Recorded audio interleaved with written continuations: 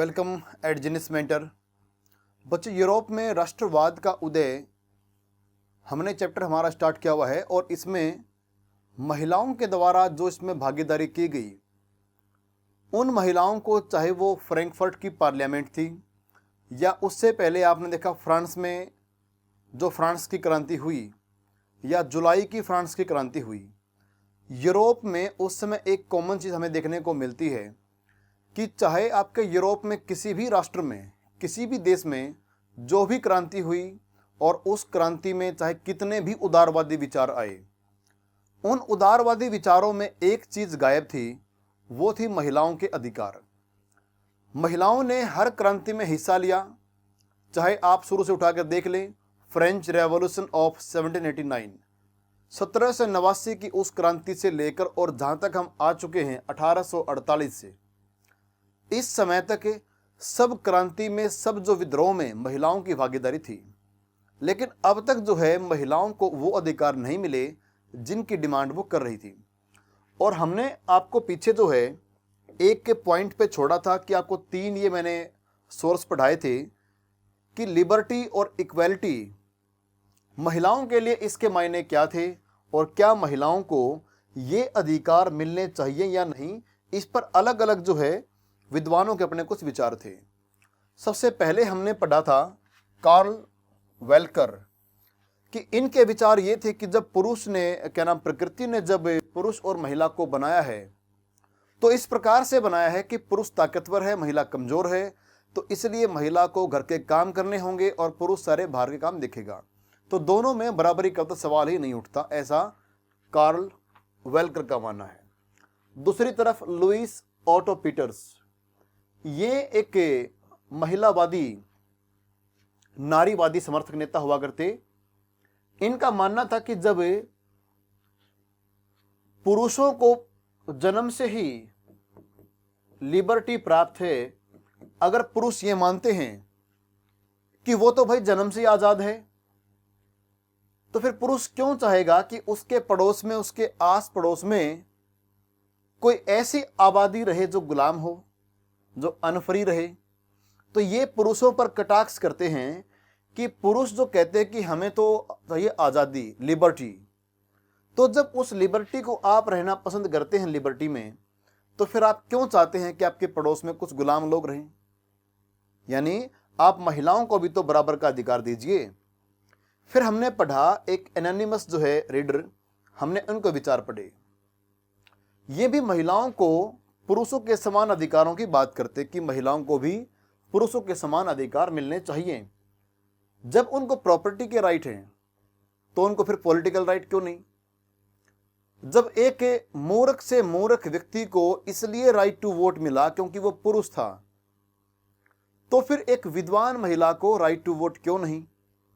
तो हमने आपको तीन ये जो है सोर्स पढ़ाए थे और हमारा प्रश्न देखो ये था कि आपको इनकी विचारधारा को जानना था कि ये जो लिबरल हैं, सो कॉल्ड लिबरल, इनकी आइडियोलॉजी वो किस ओर इशारा करती है। क्या महिलाओं को अधिकार देने के पक्ष में है या नहीं। देखो, आपको तीनों के विचार में फिर से पढ़ाता हूं और इसको हम एग्जामिन करते हैं कि तीनों की एक्चुअली में सोच क्या है।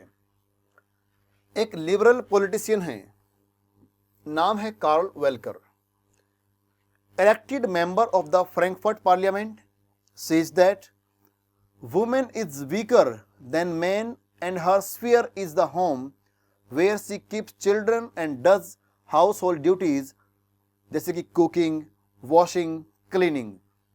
इनका मानना है कि महिला कमजोर होती है और कमजोर होती है तो इसलिए जो है उनको घर में रहना चाहिए, अपने बच्चों की देखभाल करनी है, अपनी फैमिली की देखभाल करनी है।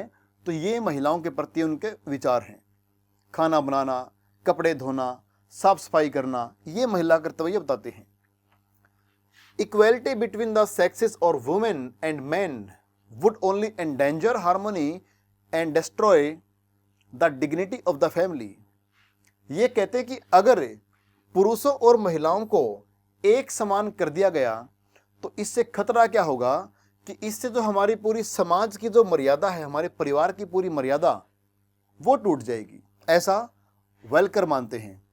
लेकिन जो लुईस हैं वो थे एक political activist and founder of women journal. ये कहते कि भाई जो men who try to gain freedom and liberty for all do not obey this, but their untiring effort are intended for the welfare of only men।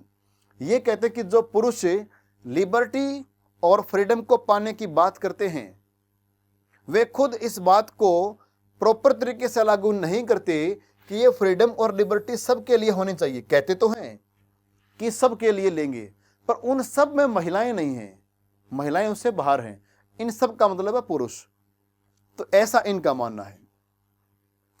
C advocated that liberty can not be divided among the men and women. ये कहते हैं कि जो liberty है, जो आज़ादी है, वो पुरुष और महिला में नहीं बटी, आज़ादी सबके लिए एक समान ही होती है। एक एनोनिमस राइटर हैं, वो कहते हैं कि भाई ये तो बिल्कुल ही गलत है, इनजस्टिस और डिस्क्रिमिनेट है कि जब आप महिला को एक जेंडर के आधार पर उससे कुछ उसके अधिकार छीनते हैं। The women should not be deprived of the right to vote while an illiterate man has given the right to vote. ये कहते कि जब एक अनपढ़ पुरुष को आपने राइट टू वोट दे दिया तो फिर आप महिला को उससे वंचित नहीं कर सकते, आप महिला को उससे बाहर नहीं कर सकते। फिर जब आपने एक मूर्ख से एक अनपढ़ व्यक्ति को भी, अगर वो पुरुष है, तो उसको आपने जब राइट टू वोट दे दिया तो फिर एक पढ़ी लिखी और एक समझदार महिला को क्यों नहीं मिलना चाहिए। The above discussion shows that Louise Otto Peters and the anonymous writer favour women on the basis of right of liberty and equality. ये दोनों के विचार देखकर हमें लगता है कि ये महिलाओं और पुरुषों को एक समान अधिकारों की डिमांड करते हैं। इनमें से किसी ने भी यह नहीं कहा कि आप पुरुषों के अधिकार कम कर दीजिए और महिला को आप ऊपर लेके आइए। ये कहते कि महिला को पुरुष के समान अधिकार देने चाहिए। जबकि जो फर्स्ट राइटर हैं does not favour women's right of liberty and equality. तो यहां पर आपको जो ये सो कॉल्ड जो लिबरल हैं, कहने को तो ये उदारवादी हैं, कहने के नाम के जो उदारवादी हैं, इनकी बातों से साफ झलकता है कि ये महिलाओं को पुरुषों के बराबर तो बिल्कुल भी नहीं मानते, उल्टा ये महिलाओं को पुरुषों के बहुत नीचे मानते हैं। इनका मानना है कि महिला को जो है पुरुष के संरक्षण में, उसके प्रोटेक्शन में रहना चाहिए और वही उसका रखवाला है और महिला एक कायर होती है, ऐसा इनका मानना है। तो यहां पर आपको बात समझ में आई, उन लिबरल्स के थॉट यहां पर क्या थे। चलो अब आगे देखते हैं। The making of Germany and Italy.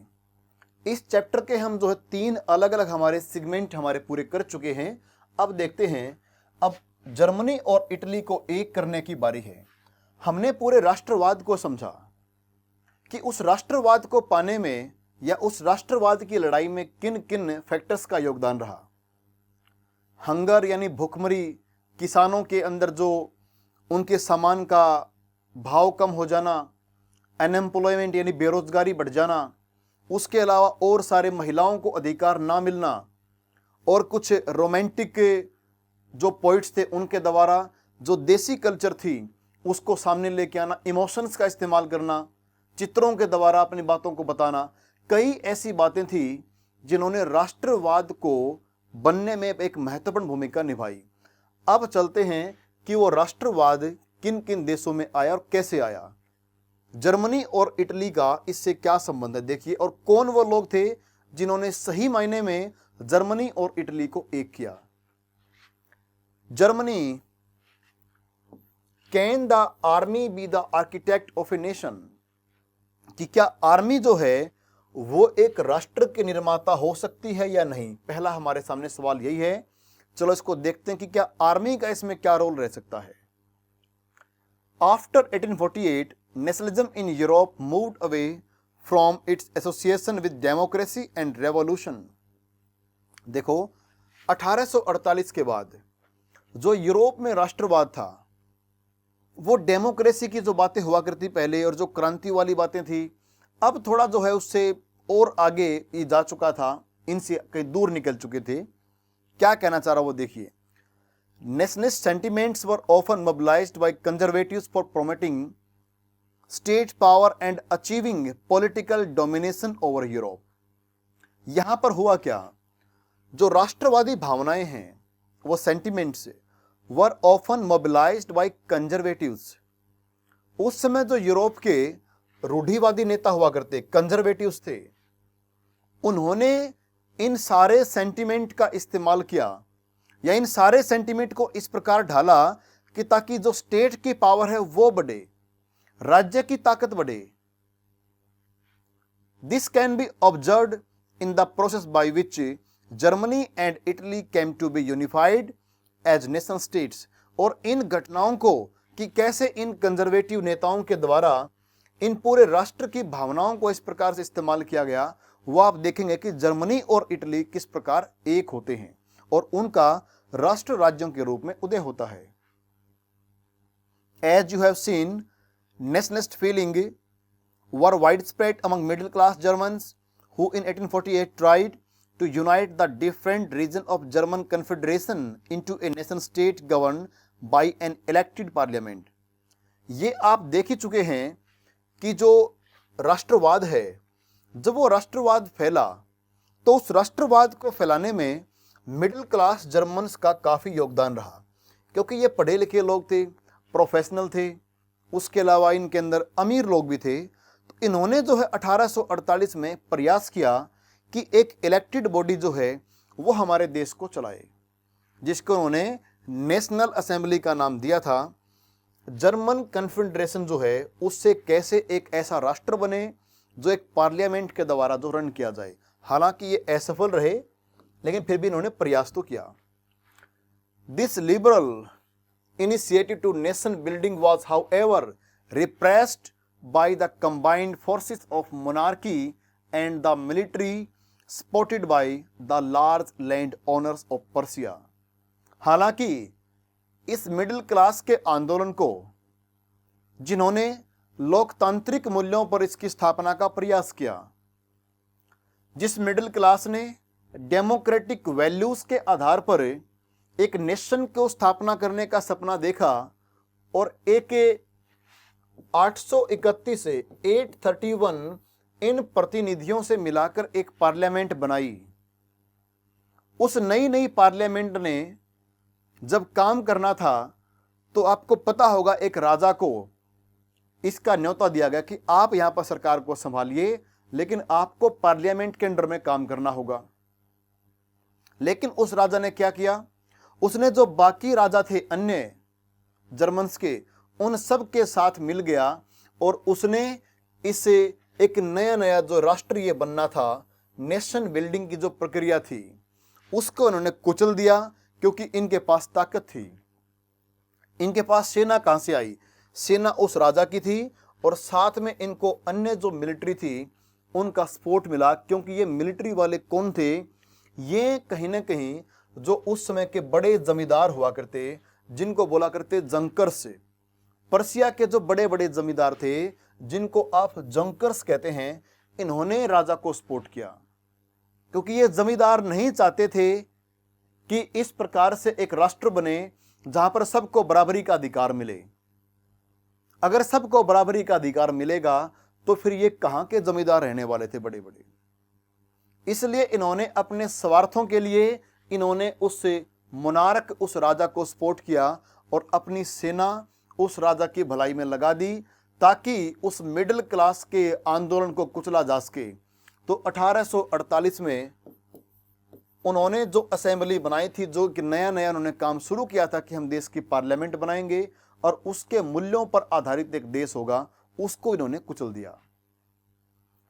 From then on Persia took on the leadership of the movement of national unification. अब जो पर्सिया है, ये देखो पर्सिया बच्चे आजकल जो है ना, ये जो पूरा जर्मनी देश है, उस जर्मनी के पहले बहुत सारे हिस्से हुआ करते, आपको पता होगा 39 उसके हिस्से थे। तो आप मानिए कि जो पर्सिया है, उस पर्सिया ने उन सारे जो जर्मन स्टेट्स थी उन सब का लीडर ये बन चुका है और जर्मनी को जो यूनिफाई किया गया, जर्मनी का जो एकीकरण होगा। अब आप देखने वाले हैं कि जर्मनी का एकीकरण कैसे होने वाला है। उस एकीकरण का लीडर अब सिर्फ ये बन चुका था पर्सिया, और बाकी सारे जर्मन स्टेट्स अब इसके अंडर में काम करना शुरू कर चुके थे। सभी राजा अब जो है इसको नेता मान चुके थे, पर्सिया को। Its chief minister Otto von Bismarck, इस व्यक्ति का नाम अपने दिमाग में छाप लीजिए, Bismarck, was the architect of this process carried out with the help of the Persian army and bureaucracy। इस बिस्मार्क ने क्या किया? जर्मनी को एक करने का असली आर्किटेक्ट ये है। अगर आपसे कोई पूछे कि जर्मनी का यूनिफिकेशन किसने किया, अगर आप किसी एक व्यक्ति का जवाब देना हो तब आपका आंसर रहेगा बिस्मार्क। बिस्मार्क वहां का एक मुख्यमंत्री है और ये जर्मनी को एक करने का इसने प्रण ले लिया है, अब इस काम को शुरू कर दिया है। और इस काम को करने में इसकी हेल्प किसने की? पर्सियन ने, जो पर्सियन आर्मी है, और साथ में अफसरों ने, ब्यूरोक्रेसी ने, उनकी हेल्प से बिस्मार्क अब जर्मनी को एक करने वाला है। 3 wars over 7 years with Austria, Denmark and France, इन सब ताकतों के साथ पर्सिया की लड़ाइयां हुई, ऑस्ट्रिया के साथ, डेनमार्क के साथ, फ्रांस के साथ में, ended in Persian victory and complete the process of unification. Persia जो बाकी सभी राज्यों का नेता बन चुका है, और इस पर्सिया का भी मेन व्यक्ति कौन है? बिस्मार्क। तो अब मोटे तौर पर आप यह समझिए कि बिस्मार्क ने इन सभी विदेशी ताकतों को हरा दिया और इनका नियंत्रण जो था जर्मनी के आसपास के भागों पर, वो इसने खत्म कर दिया। और उसके बाद सही मायने में जर्मनी के एकीकरण की प्रक्रिया पूरी होती है। अब उसके बाद क्या होता है? जनवरी 1871, ये समय है जब जर्मनी का एकीकरण हो चुका है। उस समय the Persian king William first was proclaimed German emperor in A ceremony held at Versailles. तो यहां पर जो है विलियम फर्स्ट को नए नए जर्मनी का राजा माना जाता है। अब नया जर्मनी मैंने क्यों कहा? क्योंकि सारे जो पूरा जर्मनी जो बटा हुआ था कई भागों में, अब उसको एक देश बना दिया गया है। और इस पूरे का राजा कौन बन चुका है? विलियम फर्स्ट इसका जो है राजा बन चुका है। लेकिन किसकी हेल्प से? किसकी हेल्प से? बिस्मार्क की हेल्प से। तो बिस्मार्क ने इस पर्सिया को जो है, पर्सिया जो स्टेट थी उसको सबसे ऊपर लेके आया और पर्सिया के राजा को ही पूरे जर्मनी का राजा बना दिया। आगे देखें, इसके बाद क्या होता है कि on the bitterly cold morning of 18 January 1871 N assembly comprising the princess of the German states, representatives of the army, important Persian ministers including the chief minister Otto von Bismarck, gathered in the unheated hall of mirrors in the palace of Versailles to proclaim the new German empire headed by Kaiser William I of Persia। तो William first जो था Persia का राजा है, William first, इस William first को सही मायने में राजा साबित करने के लिए कि आज से पूरे जर्मनी का राजा ये बन चुका है, इसके लिए क्या किया गया? 18 जनवरी 1871 की बात थी, एक असेंबली आयोजित की गई, एक सभा बुलाई गई। उस सभा में सारे जो राजकुमार थे, सारे राजा थे जर्मन स्टेट्स के, पता होगा ना, वो जर्मनी के जो 39 राज्य थे, 39 स्टेट्स, इनके सभी के जो राजकुमार थे उन सबको बुलाया गया, सबको आमंत्रित किया गया। आर्मी से भी लोग आए, पर्सिया के मेन मंत्री भी आए, जिनमें बिस्मार्क भी है। ये सभी कहां पर इकट्ठे होते हैं? ये हॉल ऑफ मिरर्स, वहां पर इकट्ठे होते हैं वर्साई में। और यहां पर पूरे जर्मनी का राजा इन सब के सामने विलियम फर्स्ट को बनाया जाता है। The nation building process in Germany had demonstrated the dominance of Persian state power. जब जर्मनी को एक किया गया तो जर्मनी को एक करने में किसी एक राज्य को जो तगड़ा किसको माना गया? वो था पर्सिया। तो इस पूरे जर्मनी को एक करने में पर्सिया का रोल मुख्य रहा, इसलिए जो है पर्सियन स्टेट ही इस पूरे जर्मनी के ऊपर जो है डोमिनेंस करने वाली थी। The new state place a strong emphasise on modernising the currency banking, legal and judicial system, इसको आप स्पेस कर लेंगे यहाँ पर, legal and judicial system in Germany. अब जो ये नया नया इनका ये राज आया है, विलियम फर्स्ट जो राजा बना है, उसने इन बातों पर जोर दिया कि जो हमारी करेंसी है, मुद्रा, बैंकिंग, उसके अलावा लीगल चीज़ें और साथ में आपका जुडिशियल सिस्टम, इसको मजबूत करना है, इसको आधुनिक करना है। Persian measures and practices often became a model for the rest of Germany.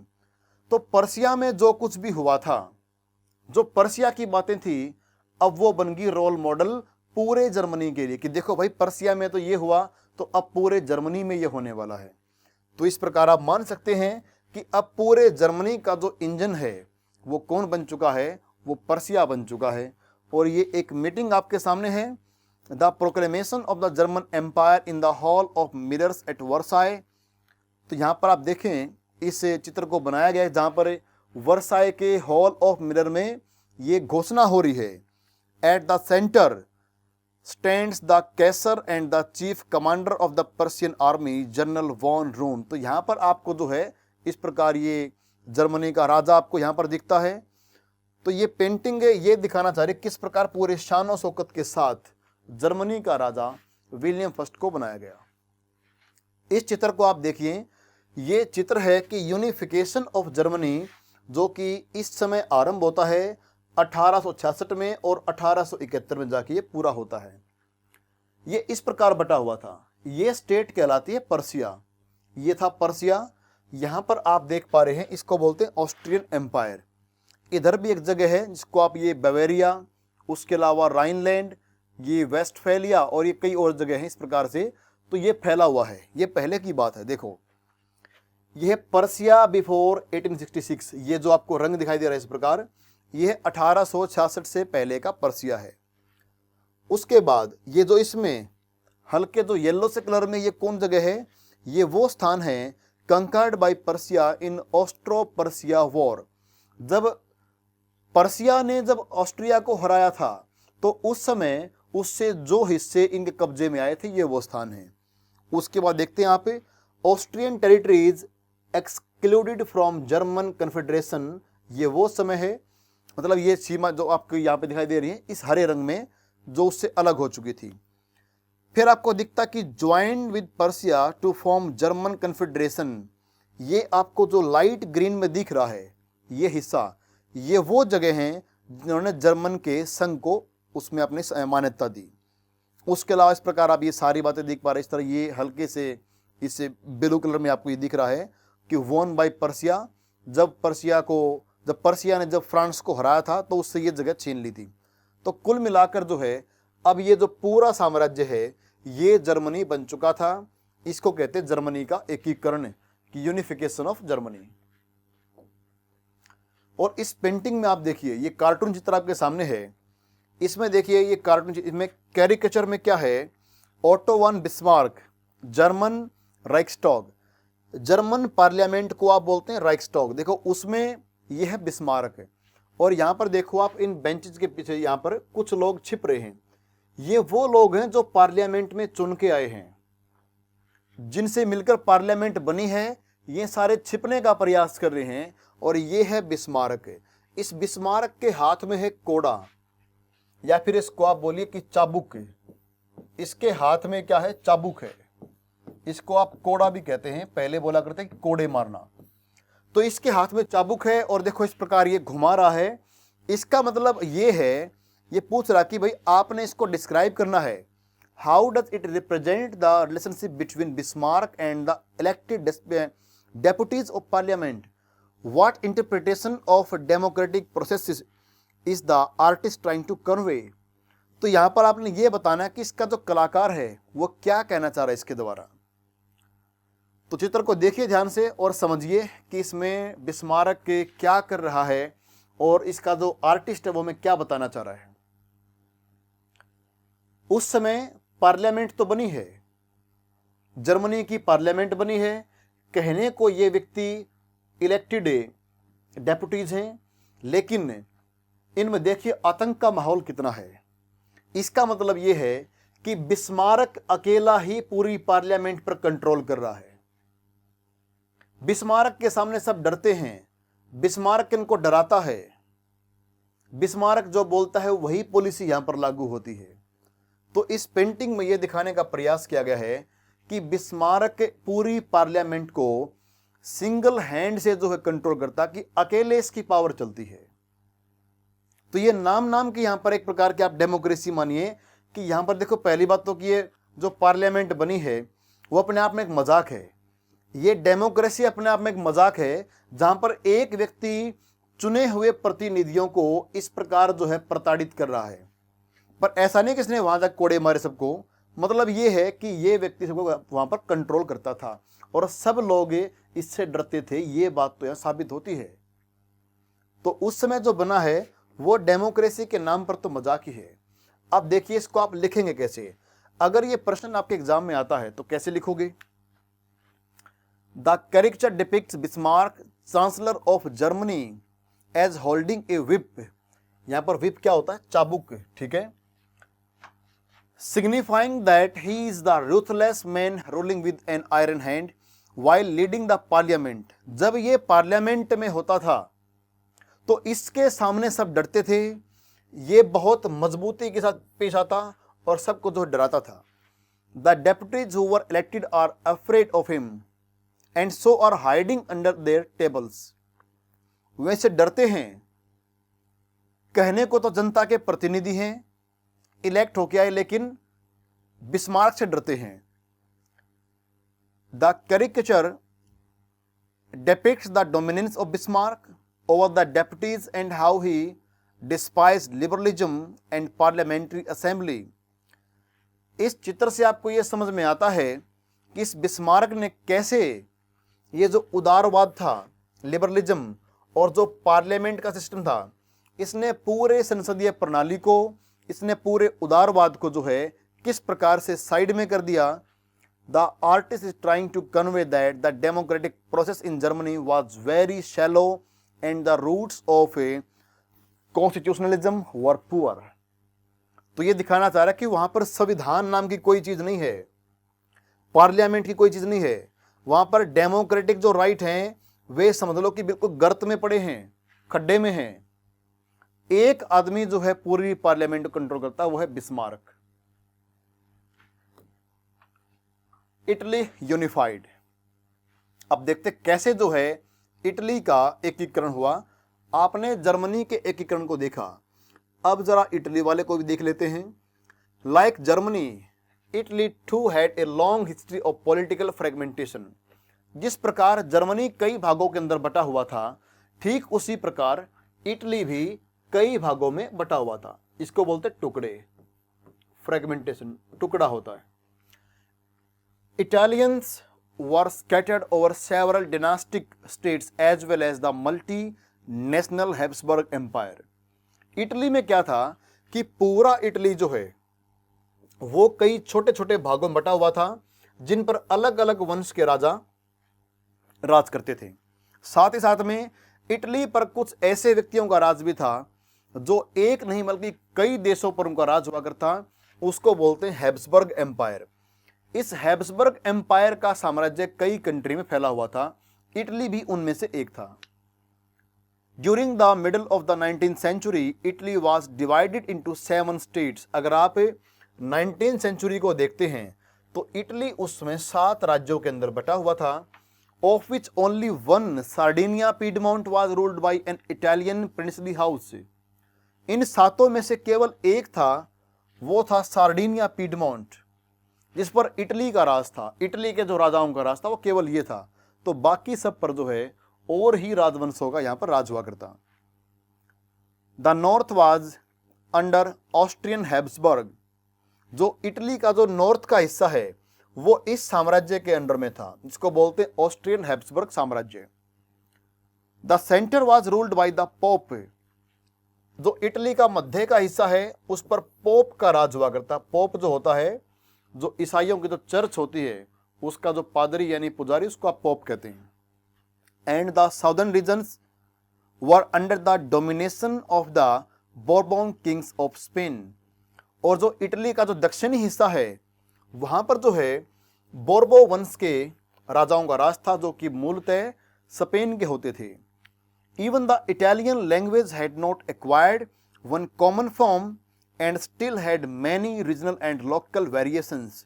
यहाँ तक कि देखो ठीक है कि इसका बंटवारा कई राज्यों में है, लेकिन बात अगर देखें इनकी भाषा की, जो इटालियन भाषा है उसमें भी कोई एक कॉमन रूप नहीं है कि वे सब जगह एक प्रकार की इटली की भाषा बोलते हों।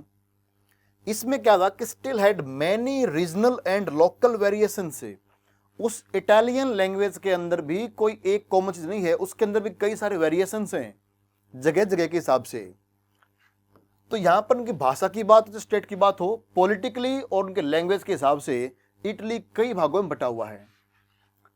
During the 1830s Joseph Mazzini had sought to put together a coherent program for a unitary Italian republic। 1830 के जो आसपास के वर्ष थे, उस समय जोसेफ मैजिनी ने ये प्रण किया या फिर इसने ये काम शुरू किया कि वो जर्मनी को, क्या नाम है, इटली को वो एक करेगा। तो इटली को यूनिफाई करने का जो प्रोग्राम है वो जोसेफ मैजिनी के द्वारा वो स्टार्ट किया गया। He had also formed a secret society called Young Italy for the dissemination of his goals। उसने क्या किया, अपने लक्ष्यों की प्राप्ति के लिए, अपने लक्ष्यों को सही मायने में अंजाम देने के लिए उसने यंग इटली नाम से एक ग्रुप की स्थापना की। और ये ग्रुप कैसा है, secret. The failure of revolutionary uprising both in 1831 and 1848 meant that the mantle now fell on Sardinia Piedmont under its ruler King Victor Emmanuel II to unify the Italian states through war। अब देखो 1831 से और 1848 से इन दो क्रांतियों में, ये जो यहाँ पर दो क्रांति होती हैं, इन क्रांतियों का फेल हो जाना अब इस बात का सबूत था कि अब जो दारोमदार है, अब जो सारा बोझ है कि इटली को एक करने की जिम्मेदारी अब वो किस पर आ चुकी थी, अब वो सार्डिनिया पीडमोंट पर आ चुकी थी। और सार्डिनिया पीडमोंट के राजा का नाम था विक्टर इमैनुअल II। ये समझिए कि 1831 और 1848 की जो क्रांति थी, जिसके द्वारा उम्मीद की जा रही थी कि नए डेमोक्रेटिक तरीके से क्रांतिकारी परिवर्तनों से कुछ चेंज होगा और एक नया राष्ट्र बनेगा, लेकिन जब दोनों क्रांति असफल हुई तो अब जो है इनके दिमाग में बात आ चुकी थी कि इटली का एकीकरण वो मिलिट्री के दम पर हो सकता है, वो युद्ध के दम पर हो सकता है, और इसका जो सारा दारोमदारी की जिम्मेदारी है वो सार्डिनिया पीडमोंट के राजा विक्टर इमैनुअल II की बनती है। तो आप ये मानिए कि अब इसने जिम्मेदारी उठा ली कि मैं इटली को जो है एक करूंगा। In the eyes of the ruling elite of this region, a unified Italy offered them the possibility of economic development and political dominance। यहाँ के जो अमीर घराने थे, रूलिंग एलाइट्स ऑफ दिस रीजन, उनका मानना था कि अगर इटली पूरा एक होगा, इटली पूरा यूनिफाइड होगा, तो उससे हमें क्या फायदा होने वाला है कि यहाँ पर हमारी कुछ पॉसिबिलिटी बन जाए कि हमारा जो आर्थिक विकास है वो अधिक तेज होगा। यानी इटली के एक होने में हमारी ही भलाई है, हमारा आर्थिक विकास तेज होगा और हमारा जो पॉलिटिकल डोमिनेंस है वो बना रहेगा। क्योंकि ये जो अमीर घराने थे ये चाह रहे थे कि इस समय विक्टर इमैनुअल II जब पूरे इटली का राजा बन जाता है तो उससे ठीक है कि पूरे इटली का आर्थिक विकास होने वाला है, लेकिन साथ में इनकी भी तो मौज होने वाली थी जो इस एलाइट ग्रुप के हैं। तो इसलिए इन्होंने इनको सपोर्ट कर दिया। चीफ मिनिस्टर कावूर, इसको आप लिखते हैं इस प्रकार, बोलना हो तो आप इसको कावूर इस प्रकार बोलेंगे। Cavour who lead the movement to unify the regions of Italy was neither a revolutionary nor a democrat. जिसने इस पूरे क्रांति का जिम्मा उठाया कि मैं पूरे इटली को एक करूंगा, वो है कावूर। देखो, ना तो ये neither a revolutionary nor a Democrat, ना तो ये कोई क्रांतिकारी है और ये ना डेमोक्रेसी के फेवर में है। अब ये व्यक्ति है कौन? Like many other wealthy and educated members of the Italian elite. He spoke French much better than he did Italian. गजब की बात तो ये है कि ये व्यक्ति इटली की भाषा की बजाय यानी इटालियन की बजाय फ्रेंच बड़े अच्छे से बोलता है। इसकी जो असली भाषा वो फ्रेंच है और काम करना चाह रहा है कि वो इटली को यूनिफाई करेगा। और ये जो फ्रेंच भाषा है उस समय के इटली के जितने पढ़े लिखे और जो अमीर घरानों के जो लोग थे वे बोला करते फ्रेंच लैंग्वेज। मोस्टली व्यक्ति फ्रेंच बोला करते और ये उन्हीं में से एक प्रकार का व्यक्ति। इसको मानिए कि कावुर जो है वो फ्रेंच अच्छे से बोलता है बजाय के इटालियन के। Through a tactful diplomatic alliance with France engineered by Cavour, Sardinia Piedmont succeeded in defeating the Austrian forces in 1859. देखो यहां पर क्या हुआ, कावुर अपने मनसूबों में कामयाब रहा। जो कावुर ने प्लान किया था, बहुत चालाक के जो प्लान किया, इसने क्या किया, फ्रांस के साथ कर ली संधि। इसने फ्रांस के साथ क्या कर ली, दोस्ती कर ली। और फ्रांस की हेल्प से कावुर ने क्या किया, सार्डिनिया पीडमोंट को लीड किया और ऑस्ट्रिया को युद्ध में हरा दिया। ऑस्ट्रिया बहुत ताकतवर साम्राज्य हुआ करता। इसको हराने के लिए इटली को जरूरत थी फ्रांस की, तो कावुर ने क्या किया, फ्रांस को साथ में ले लिया। और कावुर कहां से है, सार्डिनिया पीडमोंट का लीडर बन चुका है, तो इसलिए इन्होंने मिलकर ऑस्ट्रिया को हराया। Apart from regular troops a large number of armed volunteers under the leadership of Giuseppe Garibaldi joined the fray. देखो यहां पर एक व्यक्ति का योगदान और भी रहता है। इन सेनाओं के साथ में बड़ी मात्रा में जो लोग हैं अपनी इच्छा से आर्मी के अंदर आया करते, और इनको यहां पर कौन लेके आया, उसका नाम था जोसेफ गैरिबाल्डी। तो जोसेफ गैरिबाल्डी ने अपने जो वॉलंटियर थे, जो युद्ध में अपनी इच्छा से आना चाह रहे थे, उन्होंने क्या किया, इस क्रांति में ऐसे व्यक्तियों को भी डाल दिया कि तुम भी लड़ाई करो। इटली के संघर्ष की लड़ाई है। 1860 में क्या होता है, they march into south Italy and the kingdom of the two Sicilies and success in winning of the support of the local peasant in order to drive out the Spanish rulers. इन्होंने यहां पर क्या किया, 1860 में अपनी सेनाओं को लेकर ये इटली के दक्षिणी भाग में गए। वहां पर इनको दो साम्राज्य थे, द किंगडम ऑफ टू सिसिलिस से। तो यहां पर जाते हैं और यहां पर लोकल किसानों का सपोर्ट से, उनके समर्थन से इन्होंने स्पेन के राजाओं को हराया। तो स्पेन का जो डायनास्टी थी उसको इन्होंने हरा दिया, और एक प्रकार से आप मानिए कि दक्षिणी इटली भी इनके अधिकार में आ चुका है। 1861 में क्या होता है, Victor Emmanuel second was proclaimed king of united Italy. तो 1861 में क्या हुआ, इटली का जो एकीकरण था वो हो गया था, और उसका पूरे का राजा इमैनुअल सेकंड को मान लिया गया।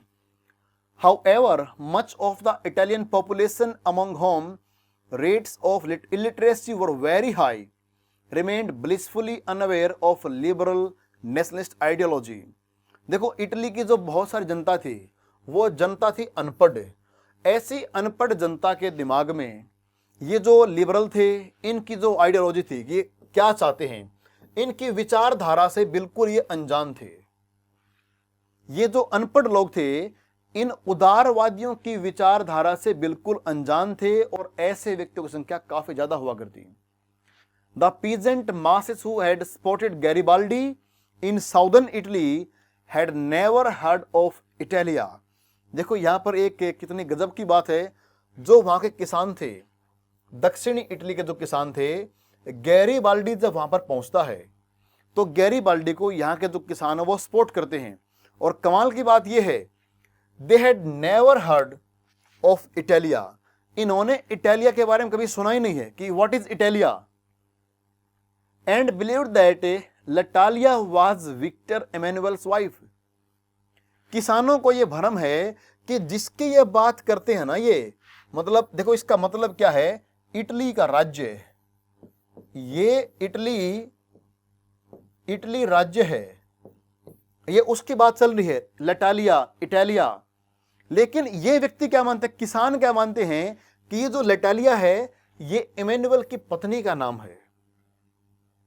तो जो ये मतलब अपनी बातें पेश कर रहे थे कि लटालिया की स्थापना होगी, इटालिया की स्थापना होगी, जिस तरह आप ये मानो कि भारत में अगर हम ये कहें कि भाई हमें भारत माता की रक्षा करनी है, सपोज करो कि भारत में ये कहा जा रहा है कि भाई हमने भारत माता की रक्षा करनी है, कोई व्यक्ति ये माने कि भाई मान लिया कि हम वैसे एग्जांपल ले रहे हैं, कोई नेता है, मैं उसका नाम रखता हूं अमन, ठीक है, ये नाम मेरे दिमाग में अभी आया तो मैं रख दिया।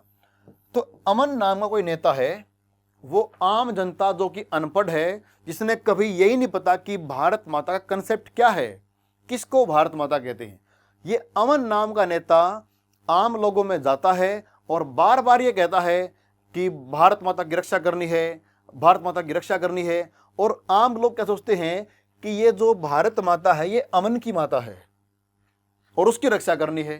तो यहां पर जो किसान हैं वो किसान क्या मान रहे कि ये जो लाटालिया है, ये मतलब जो इटली राज्य की जो बात चल रही है, उन्होंने क्या माना कि ये जो लाटालिया है वो इसकी पत्नी का नाम है।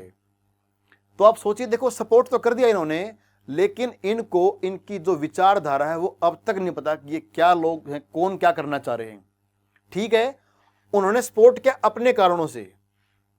तो ये देखो कितनी यहां पर अनपढ़ता है, उनको इनके पूरे विचारों का ही नहीं पता कि ये लोग क्या करना चाह रहे हैं, और सपोर्ट भी कर दिया। Look at figure 14a. Do you think that the people living in any of these regions thought of themselves as Italians? एक पिक्चर आपको दिखाई जाएगी, उसमें आपने ये बताना देखकर कि क्या उनमें से उन लोगों को लगता है कि वे अपने आप को इटालियन मानते होंगे। फिर आपने फिगर 14 सेकंड को देखना है, which was the first region to became a part of unified Italy, कि इटली को ज्वाइन करने वाला वो पहला राज्य कौन सा था, and which was the last कौन था, and in which year did the largest member of states join, किस वर्ष में इटली में सर्वाधिक राज्यों ने इसको ज्वाइन किया। चलो देखते हैं इनको। ये आपके सामने दो पिक्चर हैं, इन दोनों पिक्चर्स को आप बड़े ध्यान से देख लीजिए।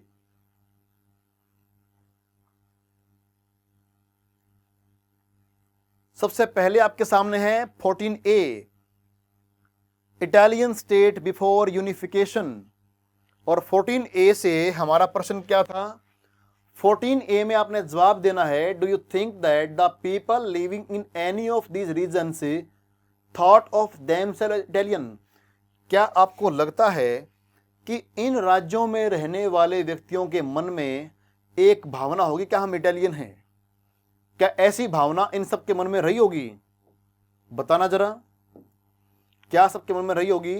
देखो उस पॉइंट को याद करो, यहां पर आपको बताया गया था कि इन सब पर अलग अलग वंशों का राज था, ये सभी किसी न किसी और राजा के अंडर में थे, इन सब की जो थिंकिंग अलग से थी, यहां तक कि इनके बीच में जो भाषा थी इनकी इटली इटालियन भाषा, ये इनकी जो लैंग्वेज थी इटालियन लैंग्वेज, इसके अंदर भी बहुत सारे वेरिएशंस थे। जब इन सब के अंदर इतने सारे वेरिएशंस हैं और ये सब अलग अलग वंशों के द्वारा राज किया जा रहा है, मुश्किल से जो सार्डिनिया पीडमोंट था सिर्फ वो इटली के उसमें था, तो आप ये मानिए कि कैसे इनके दिमाग में बात आएगी कि वे एक इटली साम्राज्य का हिस्सा हैं। तो बिल्कुल इनके दिमाग में इस प्रकार की बात नहीं रही होगी। यहां तक कि आपने अभी देखा था कि जब ये गैरीबाल्डी यहां पर जाता है तो कईयों को लगता है कि ये जो लाटालिया है ये तो इमैनुअल की पत्नी का नाम है। तो इनके मन में जो है इस प्रकार की एक भावना नहीं हो सकती कि ये अपने आप को एक ही क्षेत्र का वासी मानते हूं या अपने आप को एक नेशन का नागरिक मानते हूं। 14 सेकंड में आपके सामने ये है कि इटली आफ्टर यूनिफिकेशन, कि जब इटली का यूनिफिकेशन हुआ तो सबसे पहले कौन शामिल हुआ, सबसे बाद में कौन शामिल हुआ। अब आपने इसका जवाब देना है, सबसे बाद में कौन आया, फिर आपको जो है ये दिखाते हैं इसका, एक मिनट, हाँ देखिए यहां पर देखो, ये है वो इटली जब उसका यहां पर यूनिफिकेशन होता है। तो 1858 में देखो, ये एक जगह है, इसको तो बोलते हैं आप सार्डिनिया पीडमोंट। ये सार्डिनिया जो पीडमोंट था, इस पे तो खैर उनका राज था ही पहले से ही, ये जगह थी। लेकिन इसके साथ में यहां पर कौन आता है, आप इस एरो को देखो, यहां पर भी 1860 लिखा हुआ है ये जगह, ठीक है, 1858 बल्कि, और ये भी 1858 से लेकर 60 के अंडर में आता है। तो यहां पर आप देखें, ये जगह आप मैच करो, इसको बोलते हैं आप लोम्बार्डी। ये लोम्बार्डी है, लोम्बार्डी वगैरह ये इस प्रकार की जगह जो है बिल्कुल स्टार्टिंग में आ चुके थे। और सबसे बाद में कौन आता है, सबसे बाद में आता है पेपल स्टेट। जो ये वाली स्टेट है, ये सबसे बाद में ज्वाइन करती है। और मैक्सिमम नंबर ऑफ जो स्टेट्स थी, उन्होंने कब ज्वाइन किया है, देखो यहां से इन्होंने 1860 में ज्वाइन किया है। तो 1860 का वो साल रहेगा जिसमें मैक्सिमम नंबर ऑफ स्टेट इसको ज्वाइन करने वाले हैं। तो ये आपके आंसर आ चुके हैं कि पहले किसने ज्वाइन किया, ज्यादा किस समय पे आए, और लास्ट में कौन यहां पर आता है, ठीक है। तो ये हो गया आपका यहां पर आंसर। अब एक छोटा सा आपका परिचय, ये गैरीबाल्डी के बारे में देखिए। Joseph Garibaldi is perhaps the most celebrated of the Italian freedom fighter. Italy के जो इनके नेता रहे हैं, आज़ादी के जो नेता रहे हैं, उसमें सबसे ज़्यादा इसको सम्मान मिला वो कहलाता है Garibaldi. He came from family engaged in coastal trade and was a seller in the merchant navy. इसका जो परिवार था, ये मर्चेंट नेवी में काम कर चुका है। इन 1833 ही मेट मैजिनी। 1833 में इसकी मुलाकात मैजिनी से होती है और ये यंग इटली आंदोलन को ज्वाइन कर लेता है। The uprising was suppressed and Garibaldi had to flee to South America. जब इस क्रांति को कुचला जाता है, दबाया जाता है, तो उसके बाद गैरीबाल्डी को भागना पड़ता है दक्षिण अमेरिका की तरफ। ये भाग कर साउथ अमेरिका में चला गया। Where he lived in exile till 1848। वहां पर ये 1848 तक रहता है।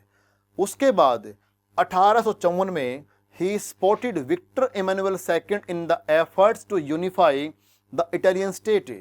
उसके बाद ये इस समय क्या करता है, विक्टर इमैनुअल II को सपोर्ट करता है ताकि वह पूरे इटली के राज्यों को एक कर सकें।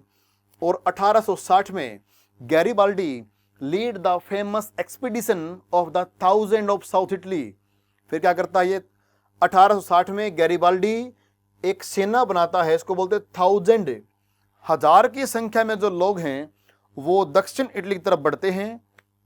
And fresh volunteers kept joining through the course of the campaign. शुरुआत में चले 1000 दक्षिण इटली की तरफ, जिस प्रकार यात्रा बढ़ती गई, कारवां बढ़ता गया, संख्या बढ़ती गई, till the numbers grew to about 30,000। चले थे 1000 और अब हो चुके थे करीब 30,000। They were popularly known as the red shirt. इन्हीं व्यक्तियों को रेड शर्ट कहा गया है। रेड शर्ट आर्मी ये गैरीबाल्डी के द्वारा यहां पर बनाई गई है। उसके बाद 1867 में क्या होता है, Garibaldi led an army of volunteers to Rome to fight the last obstacle to the unification of Italy, the papal state where a French garrison was stationed. सबसे लास्ट में क्या होता है, 1867 में गैरीबाल्डी जाता है रोम, ठीक है, lead an army of volunteers to Rome to fight the last obstacle.